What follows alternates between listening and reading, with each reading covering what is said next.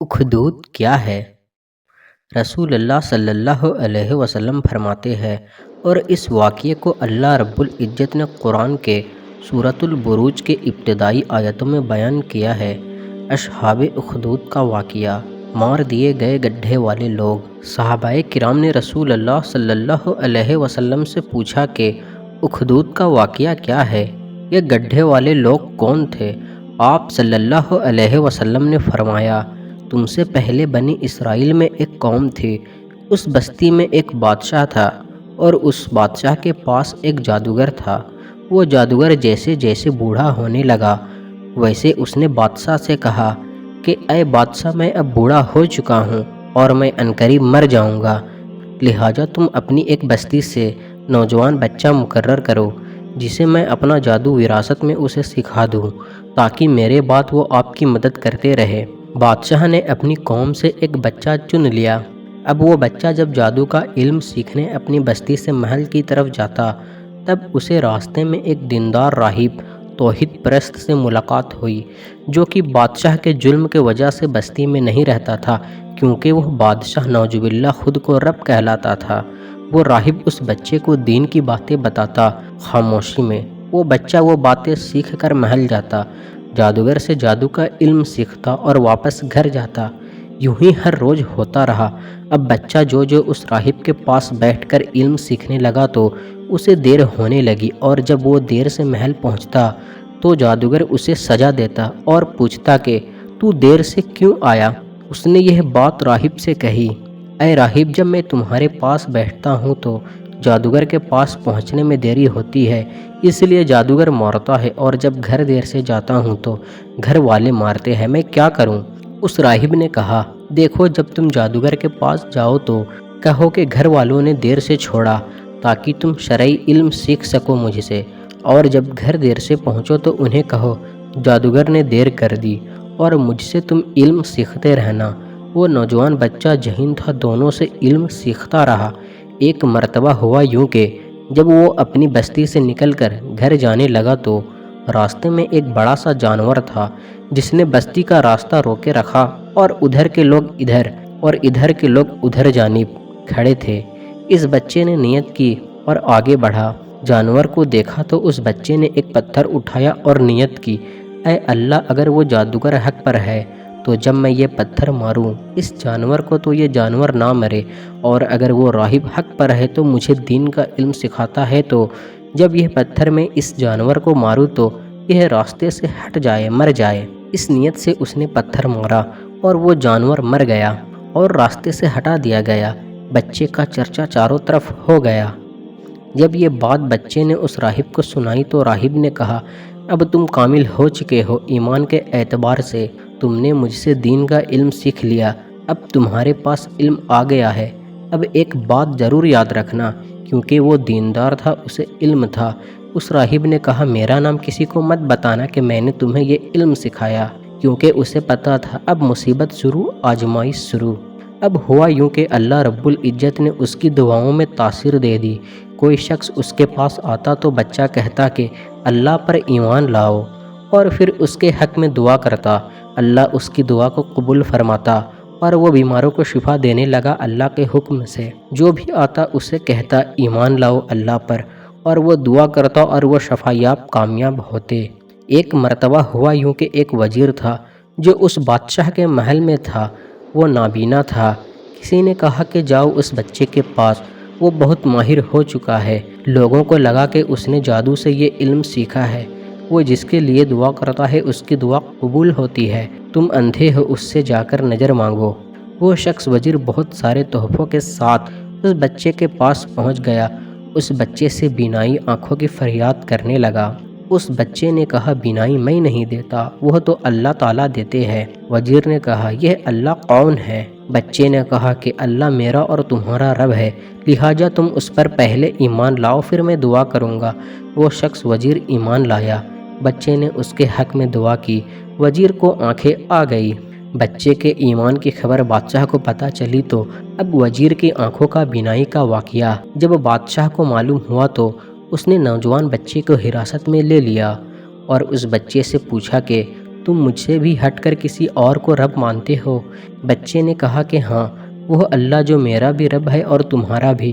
بادشاہ نے کہا کہ یہ نہیں ہو سکتا، کس نے تمہیں یہ علم سکھایا؟ اس پر ظلم کیے گئے، اسے ضرب لگائے گئے، مارا پیٹا گیا، اور پھر مجبوراً اس نوجوان بچے نے اپنا منہ کھول دیا اور اس راہب کے بارے میں بتا دیا۔ بادشاہ نے راہب کو گرفتار کر کے اپنے محل میں حاضر کیا۔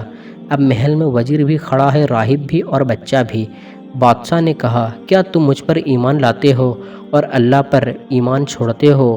ان تینوں نے کہا کہ نہیں، ہم تو صرف اللہ ہی پر ایمان لاتے ہیں۔ پھر سب سے پہلے اس راہب سے پوچھا گیا، کیا اللہ پر ایمان چھوڑتے ہو؟ راہب نے کہا نہیں۔ ایک آرا منگوایا گیا، اس راہب کے سر پر رکھا گیا اور دوبارہ پوچھا کہ کیا اللہ پر ایمان چھوڑتے ہو؟ مجھے رب مانتے ہو؟ راہب نے اس بار بھی اس کا انکار کیا۔ بادشاہ نے وہ آرا چلوانے کا حکم کیا اور بھرے محل میں اس راہب کے 2 ٹکڑے کر دیے گئے۔ پھر اس وزیر سے پوچھا گیا، کیا تم اللہ پر ایمان چھوڑتے ہو اور مجھ پر ایمان لاتے ہو؟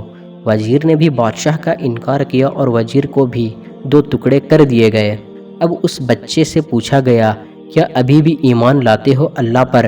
اس نوجوان بچے نے کہا ہاں۔ بادشاہ نے کہا، تجھے میں عبرتناک سزا دوں گا۔ بادشاہ نے سپاہیوں کو حکم دیا کہ اس بچے کو لے جاؤ، پہاڑ کے نیچے سے پھینک دو تاکہ دنیا دیکھے اور عبرت حاصل کر سکے۔ جب بچے کو پہاڑ پر لے جایا گیا، بچے نے اللہ سے دعا کی، اے میرے اللہ، میری حفاظت کر ان سے۔ فوراً ایک زلزلہ آیا اور اس کے ساتھ تمام جو فوجی تھے سب ہلاک ہو گئے، اور بچہ صحیح سلامت محل پہنچ کے بادشاہ کے آگے حاضر ہوا اور کہنے لگا، اے بادشاہ، تم مجھے نہیں مار سکتے، میرے رب نے مجھے بچا لیا۔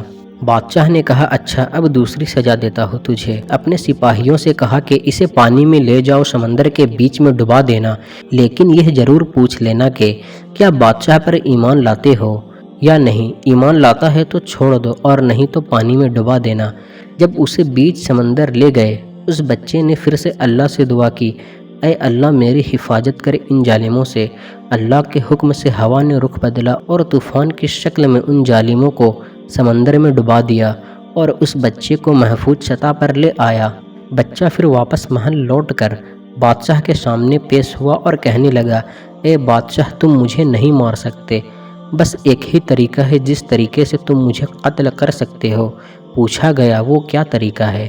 بچے نے کہا، مجھے اپنے علاقے کے سب سے اونچے مقام پر لے جاؤ اور تمام اپنے بستی والوں، شہر والوں کو جمع کرو اس مقام پر، اور ان کے سامنے میری ترکج سے ایک تیر نکالو جو میں دوں گا تمہیں، اور اس تیر کو لے کر یہ کہنا، بسم اللہ رب الغلام، کہ اللہ کے نام سے جو اس غلام لڑکے کا رب ہے، اور پھر وہ تیر میرے سر پر مارنا، تو ہی میں مر سکتا ہوں۔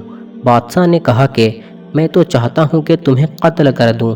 اس نے منادی لگائی، لوگ جمع ہوئے۔ ایک پہاڑ پر اس بچے کو لے جایا گیا جہاں پر لوگ دیکھ سکتے تھے۔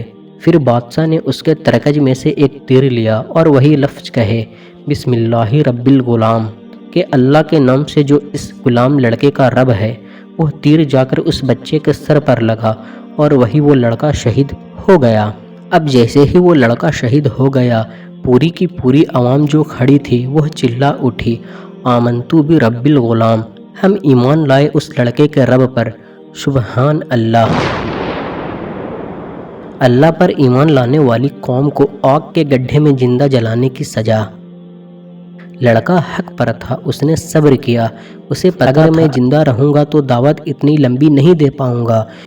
اس کو اللہ نے حکمت بخشی، اس کی موت نے پورے کے پورے ملک کو ایمان لا دیا۔ وزیروں نے کہا، یہ تو پہلے ہی ہم 2-3 لوگوں سے پریشان تھے، اب تو پوری بستی ایمان لے آئی، کچھ نہ کچھ تو حل نکالنا ہوگا۔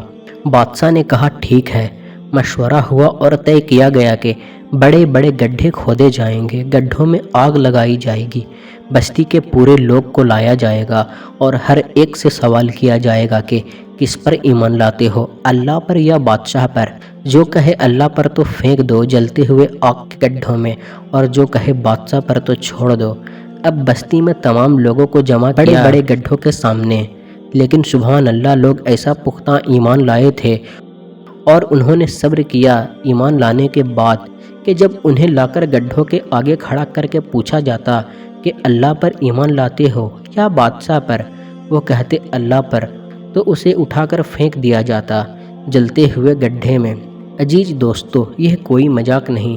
جو ان سب نے صبر کیا، ایمان کے خاطر شہادت کو پسند کیا، لیکن باطل کی پیروی کرنا ہرگز پسند نہ کیا۔ پیچھے کے انسان کھڑے جو دیکھ رہے ہیں کہ ان کے عزیز جل کر مر رہے ہیں، پھر بھی وہ اپنے ایمان پر جمے رہے، حتیٰ کہ تمام بستی والوں کو جلا کر شہید کیا گیا، لیکن کسی نے بھی کفر کو ایمان پر ترجیح نہ دی۔ آخر میں ایک عورت تھی جس کے سینے سے ایک دودھ پیتی عمر کا بچہ لگا تھا۔ اس نے یہ سوچا کہ میں اپنے بچے کے لیے جھوٹ بول دیتی ہوں، اب تو کوئی دیکھنے والا بھی نہیں میری طرف، سبھی تو شہید ہو چکے ہیں جو ایمان لائے تھے، میں جھوٹ بول کر اس معصوم کی زندگی بچا سکوں۔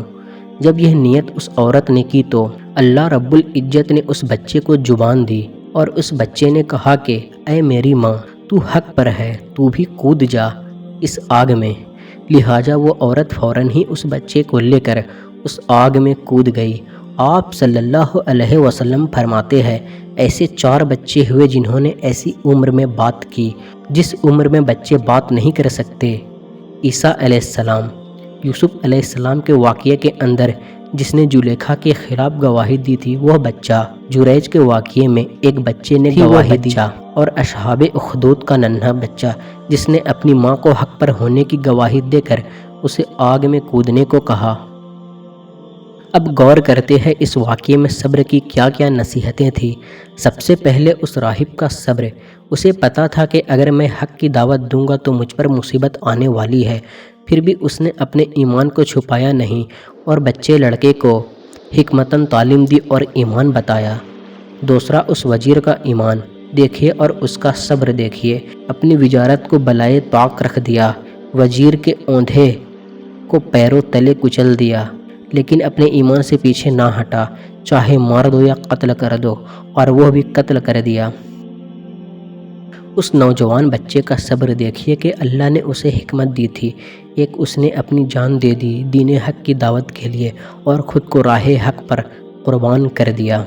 اس پورے بستی والوں کی قربانی دیکھیے، بڑا چھوٹا، عورت مرد، اور ہر شخص نے ایمان کے خاطر قربان ہونا پسند کیا، لیکن اپنے ایمان کو نہ چھوڑا۔ اور آخر میں اس عورت کی اور اس معصوم بچے کی قربانی دیکھیے کہ اس ننھے بچے نے بھی ایمان کے لیے مرنا پسند کیا، لیکن کفر کی زندگی پسند نہ کی۔ تو اس واقعے میں ہر فرد کے لیے عظیم سے عظیم نصیحت ہے، ہر پوزیشن کے لیے عبرتناک سبق ہے۔ لہٰذا یاد رہے، مصیبتوں پہ صبر کرنا اور اللہ کا شکر ادا کرتے ہوئے عافیت کی دعا کرنا سچے مومن کی صفت ہے۔